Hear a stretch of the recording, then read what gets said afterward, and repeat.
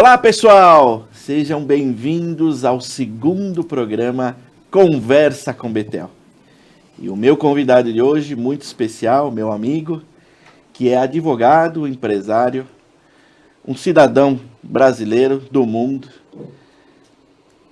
casado com a Daisy, e ele é pai da Lola e da Victoria, que é um pug, né? Um pug. e uma bulldog, né? E tenho o prazer de estar aqui, é um grande advogado tributarista, de proteção de empresas, que eu tenho certeza aí que você que nos assiste vai aprender muito com ele. Um prazer ter aqui nosso amigo Raul Bergers. Raul, um prazer tê-lo aqui. Muito obrigado pela presença. O prazer é meu de estar aqui ao teu lado, que tu é uma pessoa muito especial. Muito obrigado. É um excelente contador, uma referência aqui no estado de São Paulo. E estou honrado de participar desse programa. Um programa que vai ser obrigado, Raul. Sucesso na televisão brasileira. Muito obrigado, muito obrigado. Raul, conta um pouquinho, né? Quem é o Raul? Tuas origens, teus sonhos, como é que foi a tua vida profissional, de empresário? Bom, eu sou advogado, eu sou especialista em empresas, né, direito empresarial, que engloba todas as áreas das atividades empresariais, como direito tributário, direito societário, contratos, negociações, enfim, um leque muito grande de opções. E eu tenho uma equipe muito forte, que fica sediada no Rio Grande do Sul, né? Estamos agora também iniciando uma unidade aqui em São Paulo, e nós temos a facilidade, temos a importância de conseguir ajudar as empresas em todos os seus aspectos. Eu trabalho também muito com contadores, em situações específicas, situações mais complexas e pontuais, em que eles precisam ter uma ajuda de um advogado especializado. Você sempre quis ser advogado, desde pequeno? Tem alguém que você se espelhou, alguém da família, próximo, amigo? Eu sempre quis ser advogado. Desde criança eu sonhei em fazer carreira na advocacia. Eu adoro e eu tenho o amor por batalhar pela justiça. Eu não tolero injustiça, eu não tolero situações que violam meus princípios, entende? E eu sempre, desde muito jovem, dei o meu melhor. Tanto que é por isso que, apesar de ainda ser jovem, eu tenho uma situação de carreira bastante adiantada. Quantos anos você começou a trabalhar? Eu comecei a trabalhar com direito nos 19 anos. Foi quando eu descobri a importância do advogado. Eu estagiei na Defensoria Pública do Estado do Rio Grande do Sul e pude ajudar pessoas carentes, e lá eu presenciei muitas injustiças de pessoas que, por determinado motivo, falta de assistência, desconhecimento, tinham direitos que eram, enfim, não lhe eram entregues, ou realmente injustiças graves eram cometidas contra eles. E lá eu pude ajudar muitas pessoas. E aquele brilho no olho de alguém satisfeito com o trabalho me motivou também a entender que eu tenho o talento, eu tenho a essência da profissão que o advogado necessita. É isso que eu ia perguntar. É gostoso ganhar, trabalhar, né, ser realizado e ser remunerado por aquilo que a gente faz de melhor. Mas qual a sensação de poder ajudar, de fazer o bem, Raul? Isso é mágico. É mágico. O advogado, eu vejo que eu tenho uma coisa muito próxima ao médico. Nós recebemos problemas, né? É difícil a gente receber uma coisa boa. Por exemplo, um fotógrafo, que eu sempre comento, tem muitos amigos fotógrafos hoje em dia. Eles vão fotografar um momento único para as pessoas. Um casamento, uma festa de 15 anos, uma criança, enfim, uma família, e isso deve ser ninguém gostoso. Contrata para fotografar velório, né? Nunca vi, né? E o advogado... Mas geralmente é alegria, né? Festa, casamento, são realizações, vitórias, formaturas, né? E o advogado resolve um problema, ou ajuda a evitar um problema. Então o aspecto é um pouco diferente. E quando tu consegue ajudar, realmente resolver, é um sentimento de gratidão. E eu acho que a advocacia, como todas as outras coisas do nosso cotidiano, ela também está modificando, ela também está mudando. E nós estamos antenados a essa mudança. Eu lembro que, como motivação, eu tive o meu avô, que foi um grande contador. Depois trabalhei com um tio meu, que também me ajudou bastante, um primo. E foram minhas referências. E essas referências são muito queridas, né? A gente percebe que talvez esteja dentro de nós essa essência naquilo que nós fazemos. Mas temos que vivenciar aquilo, né, Raul? Acho que é importante nós estarmos dentro daquilo que nós fazemos, e quando a gente se apaixona por uma coisa, aquilo se torna parte da gente. Você vê da mesma forma? não só na advocacia, na nossa vida pessoal. Você falou muito, muito bem, eu gostei dessas palavras, que é importante trabalhar com valores, né? Ninguém rompe nossos valores, ninguém rompe a nossa missão, a nossa vontade de fazer o bem, o que é correto, o que é certo, para que todos, se possível, né, como diz a Constituição, se eu não me engano, né, todos são iguais perante a lei, que a gente sabe que não é bem assim, né? Eu sou abençoado porque eu trabalhei com pessoas na minha carreira que me inspiraram e me ajudaram a desenvolver o mais rápido e da melhor forma possível. E todas essas pessoas que me inspiraram, elas tinham realmente um talento do que eles faziam. As pessoas frustradas normalmente não eram bons profissionais. E essas fontes de inspiração são muito importantes. Hoje, cada vez mais eu prezo pelos meus princípios. Eu uso os meus princípios e aplico eles na prática. E esse é o segredo do sucesso, eu acho, que em todas as profissões. Ter amor pelo que faz e fazer alguma coisa com princípio, seguindo realmente seu instinto e botando em prática uma forma de quem você realmente é. Falando tudo isso, você é um cara de sucesso, né? Mas bastante jovem, né?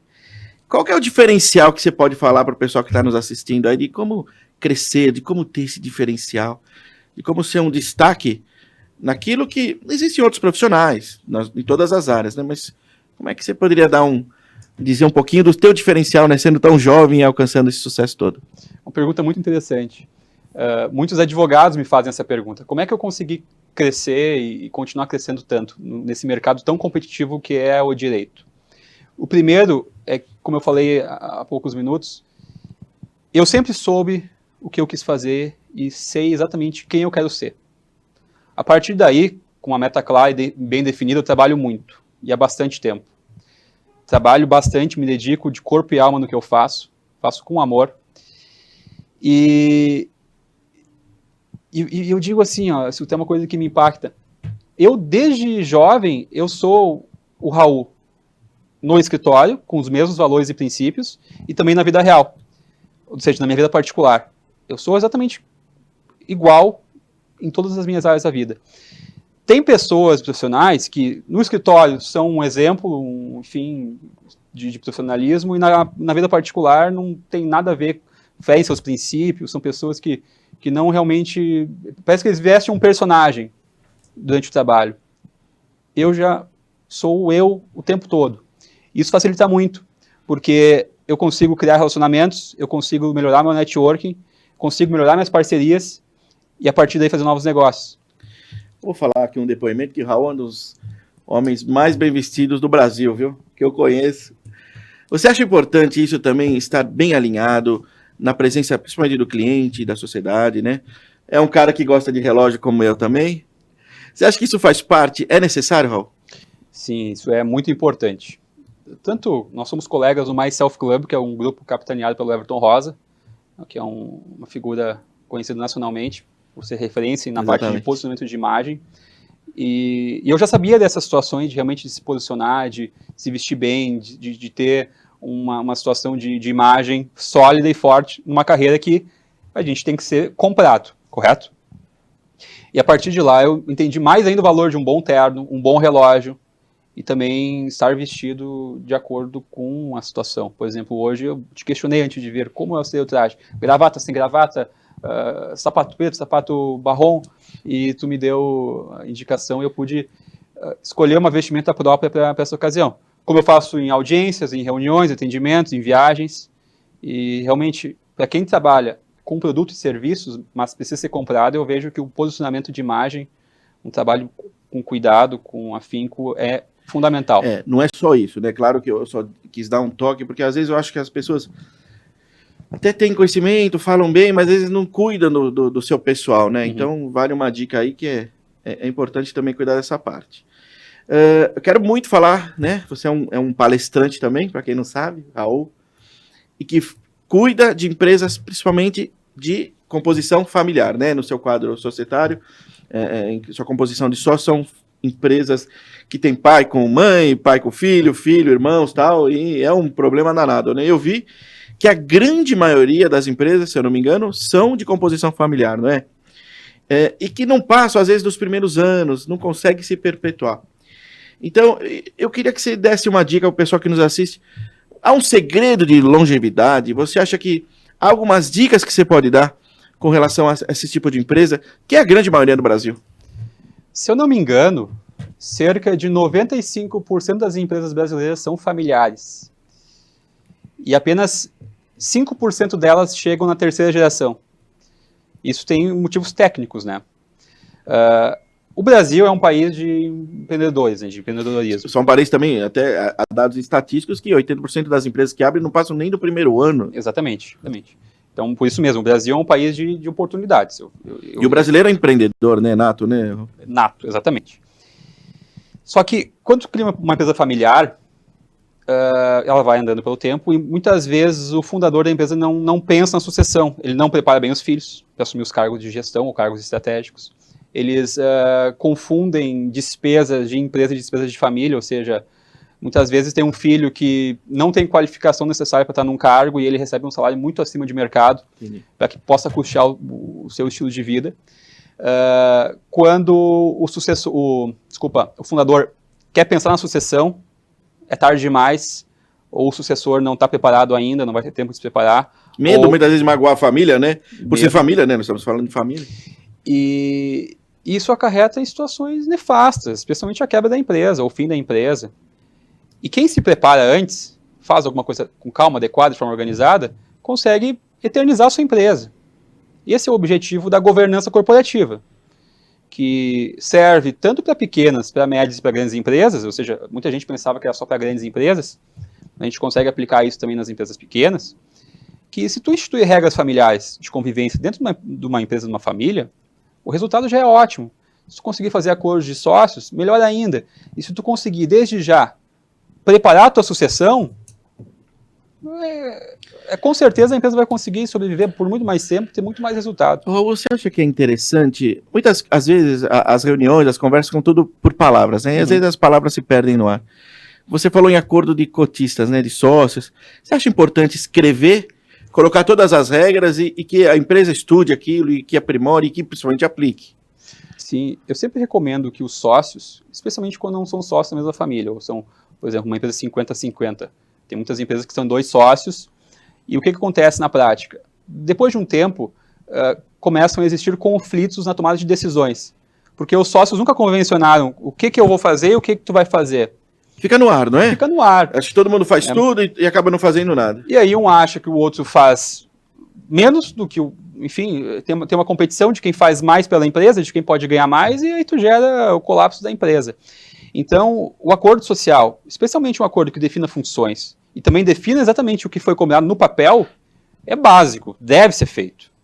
E também, falando de acordo social, o próprio contrato social da empresa tem que prever regras que sejam aplicáveis ao negócio. Então, você que faz um contrato social básico com o seu contador e tem sócio, repensa isso, refaça, faça alguma coisa adequada ao seu negócio.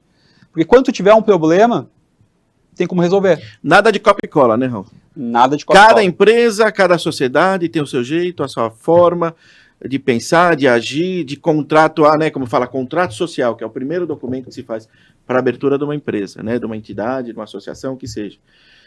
Perdão, associação e entidade são estatutos, mas empresa é contrato social, para abrir qualquer negócio. Então é importante que esteja tudo declarado. E o que você percebe? Quais são as piores coisas que podem acontecer? Como, por exemplo, a falência da empresa, dívidas. O que você acompanha nessa má gestão, né, de empresas familiares? Quais são as piores coisas que podem acontecer? Hoje o mundo é muito competitivo, certo? Então, o fato de a empresa ter um custo exagerado, em virtude de ter que sustentar uma família inteira, falta de modernização, ou quando tu coloca o poder de decisão na mão de alguém que não está preparado, a empresa vai a colapso. Talvez não aconteça em 1 ano, 5 anos, talvez aconteça em 15 anos o resultado. Porque às vezes a empresa já é líder de mercado, tem uma situação de segurança, e como a competitividade vai aumentando, os concorrentes vão melhorando, ela fica para trás. E qual é o final? A quebra, ou o fechamento, enfim. Que é muito triste. Queria que você falasse um pouquinho sobre as holdings patrimoniais. Eu acredito que muitas pessoas hoje estão preocupadas em defender o seu patrimônio, né? E quais os benefícios para se ter uma holding patrimonial, né, de se proteger os seus bens, separar, né, principalmente, talvez, o que é dos bens, dos negócios atuais, né? Eu queria que você falasse um pouquinho sobre né, a abertura de uma holding patrimonial? Muito boa. Essa pergunta eu recebo diariamente, vamos dizer assim. Especialmente para quem é empresário ou para quem tem algum patrimônio imobiliário, eu sempre recomendo que faça uma empresa patrimonial, uma holding, como chamam, né? Por quê? Porque a gente cria uma proteção desse patrimônio perante o risco das suas atividades. Por exemplo, em caso de endividamento da empresa, algum tipo de problema mais grave, os bens familiares que o sócio adquiriu no decorrer do seu trabalho não serão afetados.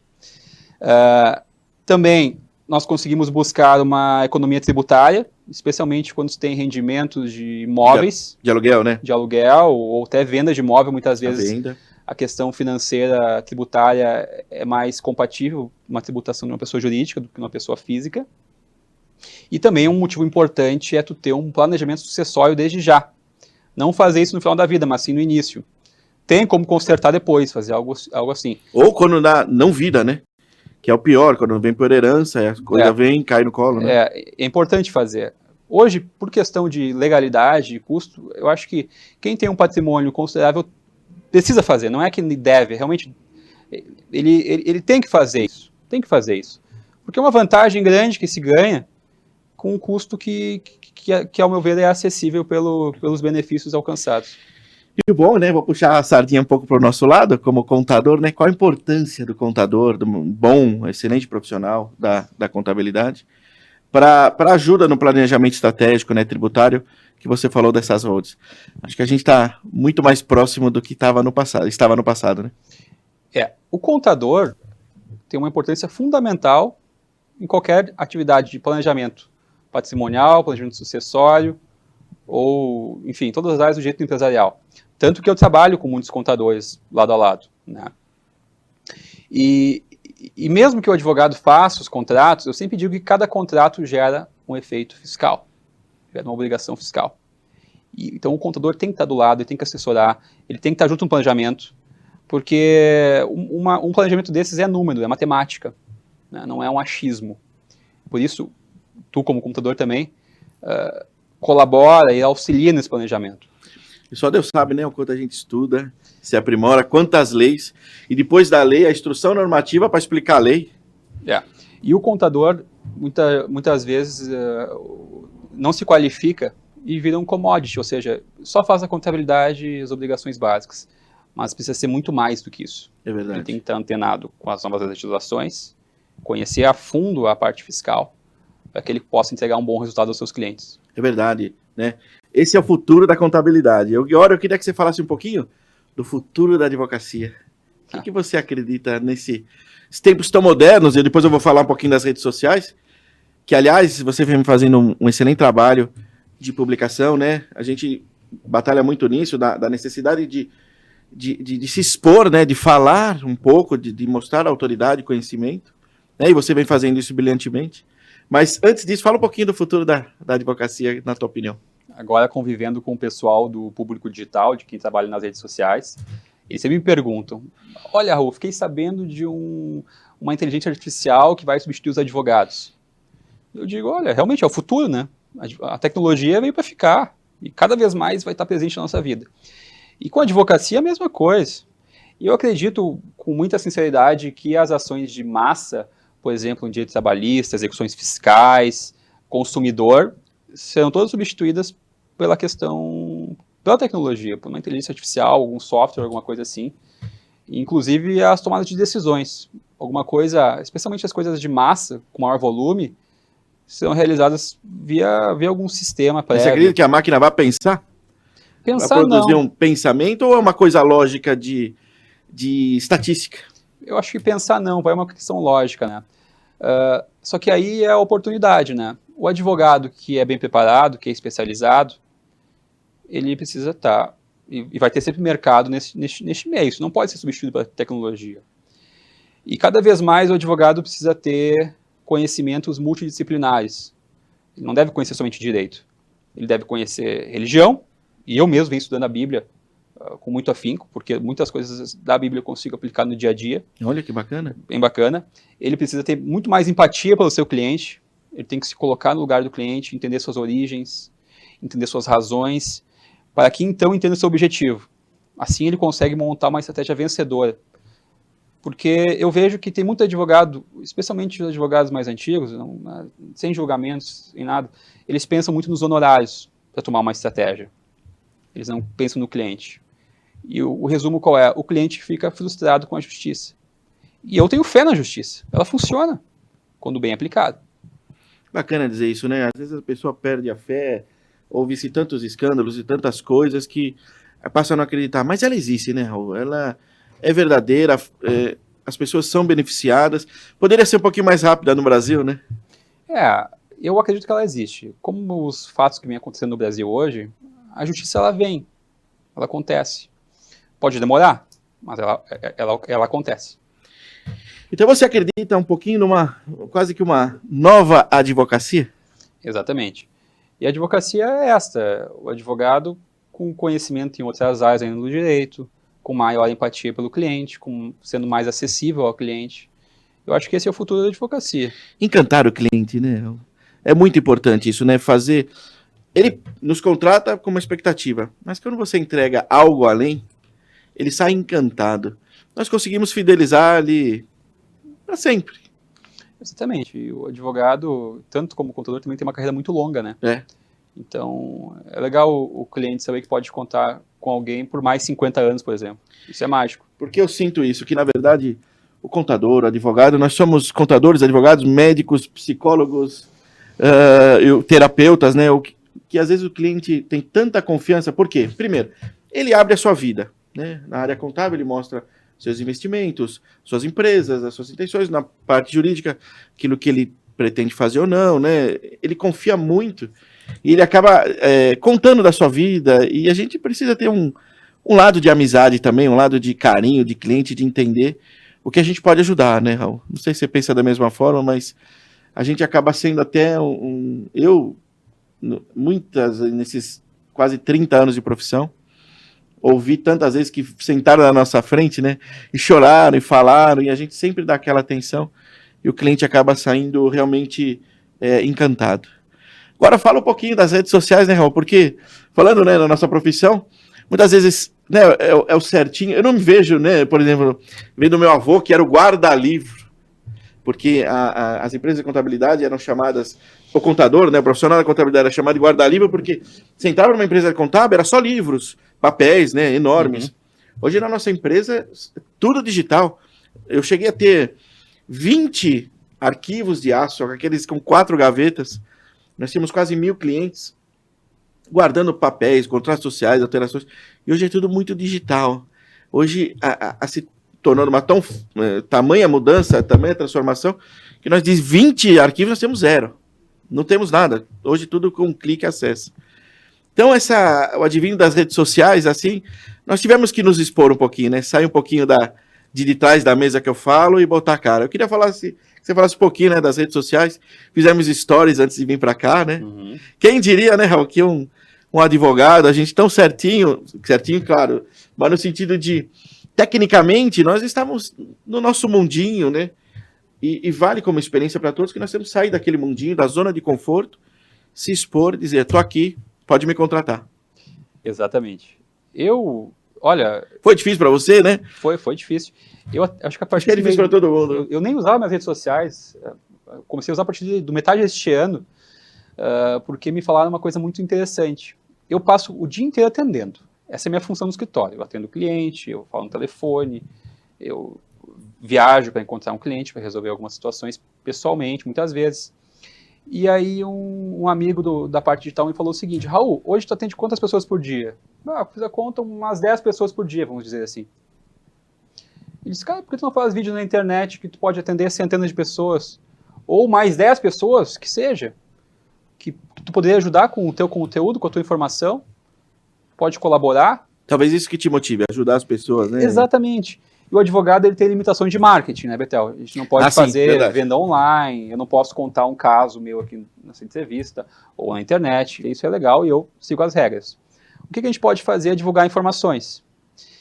E como eu trabalho com situações bem complexas e específicas, você sabe bem disso, que muitas vezes é ligado a algum contador, o meu público não se interessaria tanto por essas situações, porque é uma coisa bem complexa. Então o que eu comecei a fazer? Eu comecei a pegar os conteúdos e assuntos que vêm dos donos das empresas, dos sócios das empresas, que podem atingir mais pessoas. Como, por exemplo, quanto custa para fazer um inventário? Por que eu devo registrar a minha marca? Como é que se faz um testamento? Por que eu devo fazer um bom contrato? O que é um contrato social? O que é uma empresa patrimonial? Enfim, situações que acabam ajudando muitas pessoas. E eu estou começando agora, estou melhorando, aprimorando, estou regravando algumas coisas que eu estou sempre melhorando, a gente tem que sempre buscar melhorar, é uma coisa que desde jovem eu costumo fazer. E o resultado é bem legal. Fala do feedback, né? Ter recebido. É legal, assim, tu vai a algum local e a pessoa diz, não, eu assisto teus vídeos, né? Ou pessoas... Me conta aquele caso que você falou, né? Que estava com uma pessoa, eu assisti já seus 10 vídeos, parabéns, você nem conhecia. Fui numa cidade e estava ao lado de uma pessoa que era bem conhecida. E ele disse, eu assisto os vídeos dele, mas também assisto os teus vídeos, né? Te sigo ali há algum tempo e tal. Eu fiquei bem feliz, assim. Isso motiva a fazer mais. Não é a fama, né? É o intuito de ajudar, de estar presente, de mostrar o profissional que você é. É porque é um conteúdo informativo que pode realmente ajudar e colaborar, né? Eu acredito que a falsidade hoje, né? Se você é falso, não é verdadeiro naquilo que você faz nas redes sociais, quem assiste percebe, né? E eu vejo muito isso, né? A questão agora é encaixar tempo, dedicar tempo na agenda, que é bem tumultuado, sabe bem disso, para produzir conteúdo de qualidade e poder colaborar o máximo possível. Muito obrigado, Raul. Um prazer enorme estar aqui com você. Nosso tempo está acabando. Obrigado mesmo. Veio do Sul diretamente para cá. Embora Raul Novidades aqui, abrindo a empresa em São Paulo, junto conosco. Estaremos abrindo um grande escritório. Temos em breve grandes novidades. Esse foi o segundo programa Conversa com Betel. Espero que vocês tenham gostado. Um grande abraço e até a próxima.